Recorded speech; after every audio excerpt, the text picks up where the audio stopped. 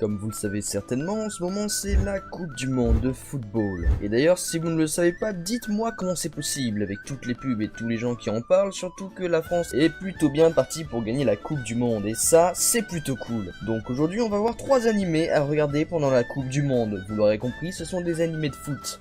Donc en 3ème place, nous avons un animé qui n'est pas japonais mais qui a bercé une bonne partie de mon enfance. Le matin, quand j'allais au CP, je prenais mon bol de miel pops en regardant Galactic Football. Donc Galactic Football nous parle de Dijo qui est son équipe de foot nommée les Snow Kids, représentant la race humaine qui participe à des matchs de foot à l'échelle planétaire et tente de gagner la Galactic Football Cup qui est en gros la Coupe du Monde mais avec toute la galaxie. Et donc vous vous en doutez, mais les différentes races qui peuplent les différentes planètes au sein de la galaxie n'ont pas les mêmes aptitudes physiques ni même les mêmes coups spéciaux, ce qui rend les matchs très intéressants. Et donc forcément il sera donc très difficile pour de simples humains de gagner des matchs contre de telles races. Un point qui pourrait vous rebuter est certainement le graphisme, car ce dessin animé est vieux étant donné que je le regardais étant jeune. Mais malgré tout je vous le conseille vraiment, il est pour moi une référence dès que l'on parle de foot dans les animés. En seconde position nous avons Inazuma Eleven. Alors oui, même si je l'ai déjà un peu critiqué dans une de mes dernières vidéos, Je préfère Inazuma Eleven, au moins il faisait des tempêtes de feu pour marquer, c'est beaucoup plus stylé. Tu te fous de ma gueule, mec? C'est pas du tout réaliste. Les mecs, pour faire un match de foot, ils font pire que le 11 septembre.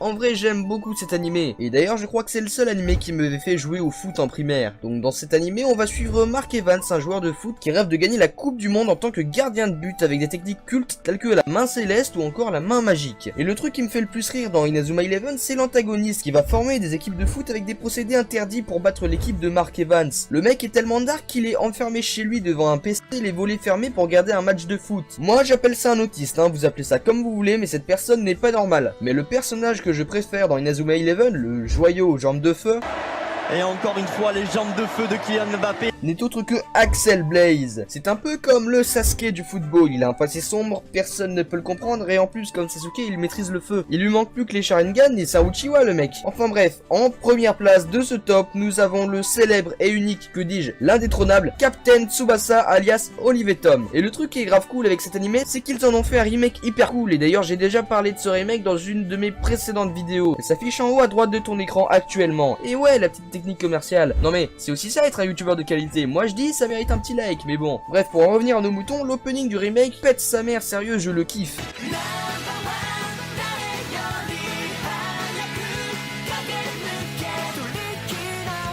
Et donc dans cet animé, nous suivrons le jeune Tsubasa Ozora, qui est un élève de l'école primaire dont les pensées et les rêves tournent presque entièrement autour de l'amour du football. En effet, Tsubasa Ozora considère son ballon comme un ami. Encore une fois, j'appelle ça un autiste. Bref, donc ce Tsubasa Ozora qui a 11 ans a commencé à jouer au football à un très jeune âge, et bien que ce soit surtout un sport récréatif pour ses amis, pour lui il est devenu obsessionnel. Afin de poursuivre son rêve qui est de gagner la Coupe du Monde, Tsubasa se déplace avec sa mère à la ville de Nankatsu, qui est bien connue pour ses excellentes équipes de football élémentaires. Mais bien qu'il soit facilement le meilleur dans sa vieille ville, Nankatsu a beaucoup plus de compétition et il aura besoin de toute son habileté et de son talent pour se démarquer de cette nouvelle foule. Il rencontre non seulement des rivaux mais aussi de nouveaux amis comme la jolie Sanae Nakazawa et le talentueux gardien Genzo Wakabayashi qui partage la même passion que Tsubasa et se révélera être un ami précieux pour l'aider à réaliser ses rêves. Représenter le Japon à la Coupe du Monde de la FIFA est le rêve ultime de Tsubasa, mais il faudra beaucoup plus que du talent pour l'atteindre. D'ailleurs, force au Japon pour la Coupe du Monde. Sérieux, j'ai le seum qu'ils aient perdu contre la Belgique, même si dans tous les cas ils auraient perdu contre la France, mais bon. Enfin bref, voilà, c'est la fin de cette petite vidéo, j'espère qu'elle vous aura plu. Si c'est le cas, n'hésitez pas à la liker, vous abonner, auquel cas d'activer la petite cloche, et ce qui me ferait encore une fois le plus plaisir, c'est le partage. Bon, sur ce, moi je vous dis sayonara.